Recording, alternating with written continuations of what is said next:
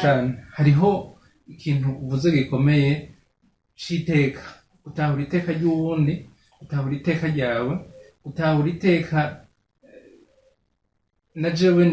nshaka kuzoronka muri kazoza. Ico rero naco nibaza ko wahagarara gatoya. Urashitse muri kaminuza, twavuze ubuzima bw'umuryango, kaminuza mpuzakaminuza, ariko kandi wowe uracari ya nkumi kuko nibaza ko utari bwubake. Hanyuma abasore benshi n'abagabo mbe bashobora kuba barakubona, mbega hoho kugira ngo ugumbane ryateka ryawe, mbega ho wabibayemo gute? Kuko hashobora kuba hari umuntu avuga ati uyu muntu ariko aratubwira mugabo ndashaka kugira ngo numve nanje ngene novyifatamo ko nshaka kugumana ryateka, mbega wowe wabibayemo gute? Abo bantu bose tudukete kumbe n'utumesaje twari twaraje. Urakoze gusa nsubira inyuma gatoya, ariko kuri ubu ubuzima nyine twasangiye muri kaminuza hari ikintu particulier nabonye yo numva nto kwirengagiza, gusangira ku bijanye nyine no kubona iteka ry'uwundi. Uwo muryango n'ukuri nyine wari utunganijwe, ni ukuvuga wowe utahura au fil du temps uriko urawubamo. Ubundi ndibuka ko uwo musaseredoti nyine yadufasha muri ubwo butumwa, yarakunda kuduhamagarira kwitahanaho n'iryateka. Uko muri kaminuza burya hariho abo kwibaza ko muri prive bose bafise minerval ata kibazo, bose bafise ababa deplace ata kibazo, ariko hariho uwashobora kuza gushaka atazi nazo ya minerval. Ati rero ivyo yaratubwira ati none menyana nakakuze ko yafunguye nakamara umva twarumenya ibintu bituvuna pe. Ariko twarabona ko ariko dutegura ikindi kintu gikomeye kandi mari muheza cyane. Hariho uwundi mutima akuremamwo utuma hubaye utirengagiza ngo ibintu vyo none kare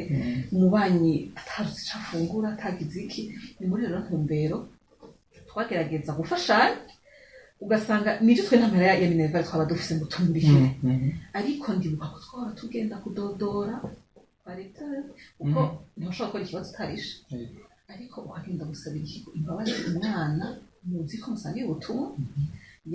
yabituye akabwira ko adashobora kongera akora ikibazo, ukagenda mugasaba ati hamwe mu mwihanganira agakora ikibazo, hanyuma y'amahera akazuboneka mu nyuma vyokunda. Ndibuka ko rero batubaza ati ko ivyo no kumaze ico bisigura, ati bisigura ko wowe tu te porte garant ko atabonetse uwo muryango wanyu uzoyari, kuvuga twaragera ku rugero ubikora mu kwizera ko ashobora kutanayaronka, kandi urumva waba wishese niko nobivuga. Muga bwa bumwe rwa rukundo tukaca twizera n'umukama n'ukuri ntaho twari bwamaramare ngo usanga uwo muntu yiranse cane, turabuze ingene tubigenza tugafashanya muri iyo ntumbero. Ivyo rero vyaratuma ndibuka ko hariho n'abana bajya twopita abana bo mw'ibarabara, tubyo twabita abana b'Imana. Rero hariho nk'abo twapahena cyo tukamahena, ugasanga uwo mwana ariko kurikirana amasakramentu, ariko ari iby'amasakramentu umugabo afishaje kwambara. Je ndibuka ko hari nyinshi yande nkashaka muri uwo muryango nyene, numva bivuze mu isengero ngo umuryango wangaye ngo uzondera bico umwana yambara. Ariko ndibuka ko n'ukuri muri twe dushana ngene duto dutanga,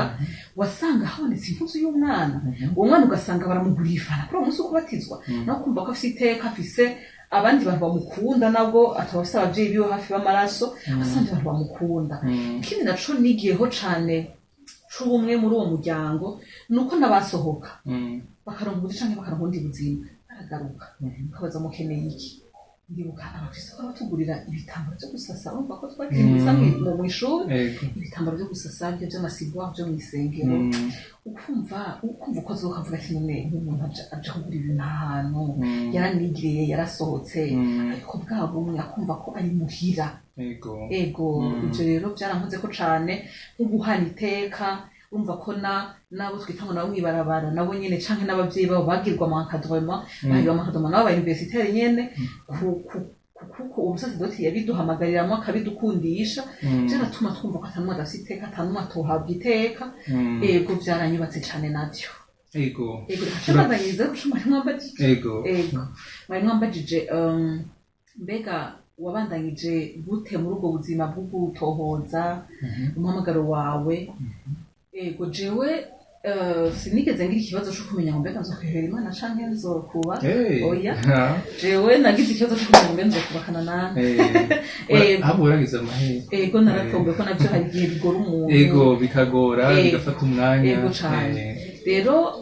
maze kuza muri kaminuza y'ibiyaga binini nanabonye muri Burundi navuga nti aha ingorane mfise si yo kuja kumenya aho tuzohana ko n'amashuri yangoye. Nahise mu mutwe rero ko numva umenga priorite ayo mashuri nabanza nkagerageza nkayiga gahera. Mukama rero yaramfashije ariko nk'uko bivuze ama message ntiyabura, umwaganira ntibabura, mwahura ntibabura, ariko utudomande abo ntibabura. Ariko rero icamfashije cane nabwiye ko nakuriye mu bihugu gusenga kandi nakuriye no muri groupe vocationnaire umugwi w'Itogo. Naho baradufasha amasession amwe batugirira bakatubwira ko kugira umenye ico ushaka kuba mu buzima ko ubanza kwimenya. Jewe narimenye hamwe ati mbega je meze gute, nshaka iki mu buzima. Jewe bizamfashije cane rero no kuvuga abanza bandondera hari uwo naraba nkiyumvira ndavye je nanje nkene izi n'uwo nshaka mu buzima kuvuga ati uno kuri ntarima uyu nabarage. Ego hama uwo mbona umenga vyo hava bibavyo nkagerageza muga hari n'uwo nagerageza nkafata akanya muga mu nyuma ntibikunde naho ngene ugasenga ukumva ngene ntibikunze ukavuga ati ntaco ivyanje bizoza. Hari rero benshi bashaka vyinshi bavuga ko umuntu mubi, umuntu abenga, umuntu yinenaguza, ariko n'ukuri siko vyaba biri. Nivyo ndenge no kuvuga uti kugira uhure n'uwawe biragusaba akanya kandi abantu bose ntibaronkera rimwe. Simpaka ngo umuntu ahejeje mu gatatu canke mu kane ko nakaya nsa nanje ndonka siko bitegereza kugenda si bihari umuntu ariko arakora. Ego uravuze ikintu gihambaye uti kwimenya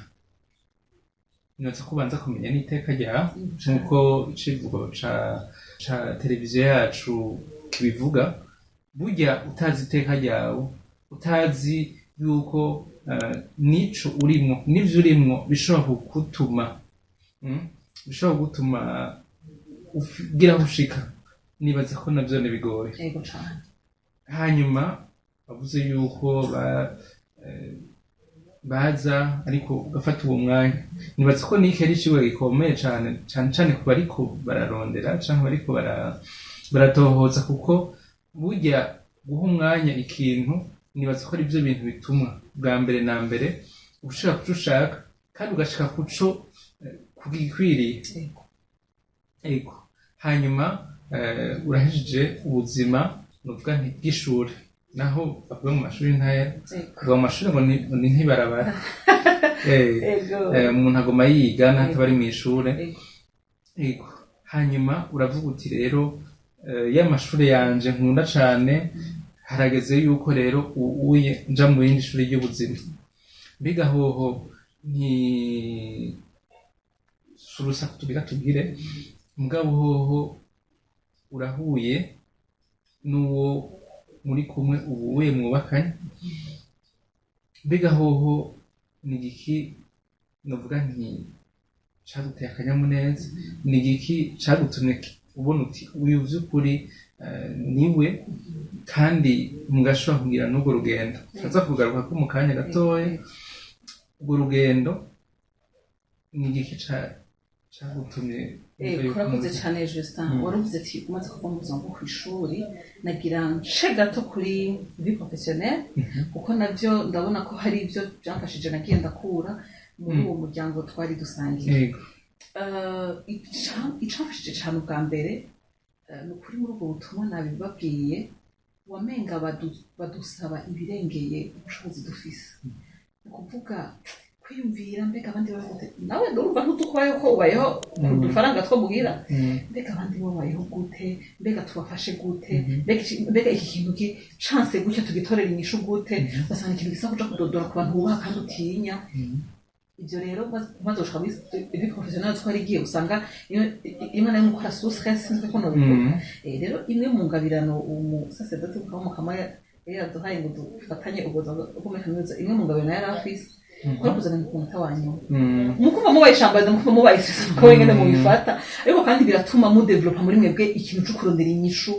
dans les médias kandi mugafashanya mugakorana usanga ishirabonetse ibyo rero nafashe muri vie professionnelle kumenya ko atagufira ari gukora sous stress kandi ari kugerageza gukorana n'abandi hamwe kandi kwanakora akazi mu kibano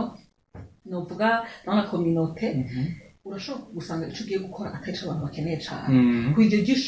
jisho rimenya ati mbega uyu muntu kwaje kunyitura kwasa n'umuntu asamagara make mbega bari inzara bari ingwara aho rero iryo jisho utarihamagariwe kuva hakiri kare uvuga ati kaje nkora ibyanzanye biramusha sivyo nanje gukora ibyo rero byose novuga ngo biri mu bya hamwe uba mu kubatira ibintu iyo tabana narabaye muri buriya buzima byari kungora ngahengenda bitunganya neza ico ni kimwe ngo kuva muri vie professionnelle hanyuma mu buzima bwo kumenya uwo turi kubakane bimwe nababwiye ko iyo wiyizi biroshe kumenya n'uwo ushaka mu buzima bimwe rero mu byafashije kumenya ati umuntu niwe nuko ikintu uko dusangiye kwemera cari gikomeye cane ko nari nakuriye muri iyo nzira y'umukristo w'umukatolika narumva n'ukuri ko umuntu vyongora aho tuja gusanga kurumva mumaze kubana harye n'abana no kwemera bajuragirika bakabura iyo baja narumva n'ukuri ko naho twoba byose mbona ari sawa ico kintu kidahuye narumva ko kica kimpungabanya none mwarigana canke oya ntitwigana ariko mbere twakwiye muri jemye yahora ko yari muri Pawa Saint Michel rimwe nayo twafashanya ubutumwa muri jere ego nkabona n'umuntu arabanyira dufashanya ubutumwa hamwe hari pose ego rero biratuma tangura kuganira buke tureba turashika ku gufata ingingo kubaka kwijambo turavuga ijambo ico kumurengera ngo mubidukundiye tuzoronera kandi kanya wa mudusabiye uruhusha n'umwanya kugira ngo mubituganirire muri kumwe haya kumbure nawe usanga hari utuntu yabona akavuga ati uyu muntu uko biri kose ukuntu akora ubutumwa hari akantu umunsi naho twoshika mu nzu naho yorushiritse mukaba muheza birahari kandi turizeye yuko ico kintu tuzokimusaba kandi akakitwemerera hanyuma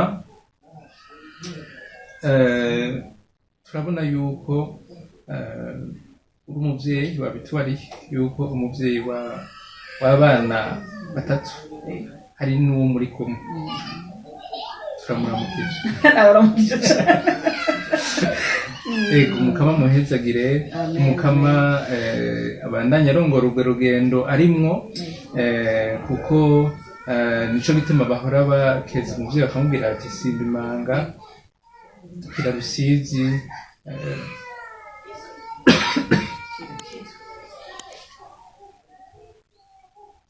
nico gituma bahora bakeza umuvyeyi bakamubwira ati simba imanga kuko n'urugendo rutoroshe ariko ruryoshe ubu rero icyo dushaka dusangize ni twumvise yuko uri mu iteka uri kurazirikana kuri ubwo buzima kuri iryo teka ry'ubuvyeyi mbega wewe nk'umuntu yakuze mu muryango w'abakristu hanyuma ukabubamwo harageze aho ushinga urugo harageze aho uronka novuga nti uwo muhezagiro novuga nti ukwibungenga mbega iryo teka waryakiriye gute mbega bidusangize murakoze uko mubivuze ni iteka ridasanzwe nyuma ridasanzwe rero iyo umuntu ashinze urugo ni ukuri iryo teka barindiranye igishika mukama agirire neza n'abakirimbira iryo teka kuko ni iteka n'ukuri rikomeye kandi rihambaye rero umukama guhezagije ikibondo urahimbawe urahimbawe no kwakira ubwo buzima ariko rero nk'uko bivuze ishure ubuzima n'ishuri rero burya umuntu agenda atahura bukebuke jewe natanguye gutangarira cane iki kinyegezwa c'ubuzima maze gutanga ubuzima nanje mukama maze kuntera iryo teka naje utangura kwiyumvira ku bavyeyi ingene nico gituma naho yoba ari umwana agorana canke umwana adashobotse agatuvuga ngo yaramaze kononekara karabaye umwana agumana iteka ryiwe ego ico kintu ndazi ko nico gituma kenshi avuga ngo yaburyo ngo baramushinisha ngo baragize iki amashobora guheba umwana kuko ingene imana imurema ikamushira mu mbanye ya mama wiwe agakura mu gakurana bisaba ubwitanzi budasanzwe hariho kumbure n'abatavyakira kandi utavyakira n'umwana biramushikira rero ni ono ko ikintu imana yitondera igafatira akanya hanyuma uwo mwana agaheza akaja ahabona mbere nk'uko abarundi bamaze kuvyara ntigora nkirera ukabona ingene umwana abwishije ukabona ingene umwana utegetse kumwitangira amasakrifisi atandukanye birakwereka ko ubuzima bw'umuntu ni iteka atari ryo gushimiraho kandi ridasanzwe na buhoro yego rero umukama yakoze ko yabishimye kugira ngo abidusabikanye natwe dushobore gutahura gatoya ko nawe ushobora kubitahura byose neza dushobora kubitahura gatoya rero abandanya nadufasha dufata ukuboko kugira ngo kuva mu miryango kuva abana tukibibungenga gushika tubakuze bagere mu bigero umukama dufata ukuboko adufashe kubandanya tubaha iryo teka tubatahuza iryo teka no kugira ngo nabo doshobore kuriha abandi yego murakoze cyane muvuze ikintu gihambaye muti ubuzima bw'umuntu ni kinyegetswa bisaba yuko bibamwo kugira ngo ubitahure buke buke kandi wageze n'ikintu gihambaye uti reka dusabire natwe abatarashikira navuga nti kuri ico kintu c'uko bashobora kwibungenga ubwo buzima kugira ngo nabone umukama bidufasha kugira ngo bishoboke yego tuja ku musozo watubareye yuko uri umuvyeyi kandi uri navuga nti inarugo hari abo usanga hari abo bigora ugasanga kuba muri rya teka ryo kuba umuvyeyi ryo kuba umumama mu rugo kuba umupfasoni mu rugo biragorana ugasanga mbere hari abo bishika kubera ico kintu c'uko kumbure birashobora gushika no mu miryango ugasanga umumama arafise uburyo hanyuma umushinga nkaye nawe ugasanga si cane ugasanga mbere hari aho yibagira cyangwa ugasanga ashatse kunebagura umushinga ntahe mbega wowe ivyo wabayemo byose usabikanize gato ingene bibamwo ubuye muri rya teka ryo guha umushinga ntahe kibanza afise nawe kugumana rya teka ryo kuba umupfasoni mu rugo nkuko muhejeje kubivuga umwe wese afise iteka ryiwe mu rugo nivyo iri terambere hari iterambere dutaya tujamo womenga hariho conflit yo kuvuga umenga kumbure kugira ngo iri teka nukomera nka naka kugira ngo iri teka nukomera nka naka ivyo nk'umukristu ataho iteka ryiwe ndazi ko jewe iteka ryanje nk'umuvyeyi ryo kwibungenga nukonsi kibondo kugishira habona iteka umukama yanteye umushinga ntawanje nawe se iri iteka umukama nawe yamuteye ashaka kumusubira mu kibanza nk'umukristu ako gafaranga kabonetse mbere kubafasha kwiteza imbere niyo mpamvu rero mpamagarira yo umushinga ntayo w'umukenyezi umwe wese kumenya iteka ry'uwundi umushinga ntahafise amenye ko umukenyezi naho atayofise ariko arakura arafise iteka kandi ivyo afise barabisangiye umukenyezi nk'uko nyene ubundi kuca uvuga ngo kubera ndonse nanje reka nce mpagarara hejuru ku nzu kuri ivyo nta teka biguha wowe ubwawe nta teka biha abo muriko murashira habona canke abo umukama yabahezarira canke nabo mufise mu nzu kandi ntateka uri kuraha ubundi mwubakanye yego murakoze cane banywanyi ba Axia Vibes TV iteka ryawe iteka ryanje iteka ryacu ukwemera kuvyara ubuzima murumva yuko uwo muvyeyi uwo mupfasoni Sandrine yatuganiye ku bintu vyinshi ariko numva hakiriho vyinshi yo tuganirira none reka tubanze tumushimire kuvyo yatuganiriye kubona yashoboye bwa mbere kwigora akaza kutuganirira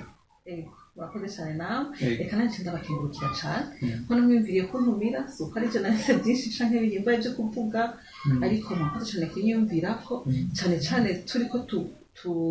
dushikiriza ubutumwa kuri iyi televiziyo novuga ngo yavutse bivuye muri umuryango nyene wa katolika jana mpimbaye cane ndayumvise kwibaho kuko navuga nti iciza umukama yari yatanguye kiriya gihe si vyiza ko cozimangana ariko rero umutima mweranda yarakoreye mu bashoboye gutuma iyi radio iyi televiziyo ibaho imana ibahezagire kandi ikomeze kino gikorwa yego amen reka rero tubashimire namwe kubona mwadukurikiye turazi yuko mwari mufise vyinshi turazi yuko namwe mwari mufise ivyo mudusangiza ariko rero reka tubasabe yuko mubandanya mugira subscribe canke s'abone mubandanya mugira partage ku bandi bantu kugira ngo bashobore kubibona kuko ibi bintu tumaze kuganira ntibikwiye ko muvyigumizako ahubwo iciza kugira ngo abandi batahure iteka ryabo mwumvise ko harimwo impanuro nyinshi haba kugwaruka haba kubari mu ngo kububatse kubariko baratohoza umuhamagaro wabo kumbure no kubariko baratohoza abazoshobora kugiranira urwo rugendo rw'abubatse reka rero tubasabe yuko kandi mwobandanya mubisangiza n'abandi kugira ngo kandi si ibintu vy'abakatolika gusa ibi turiko turaganira ntibigarukira ku buzima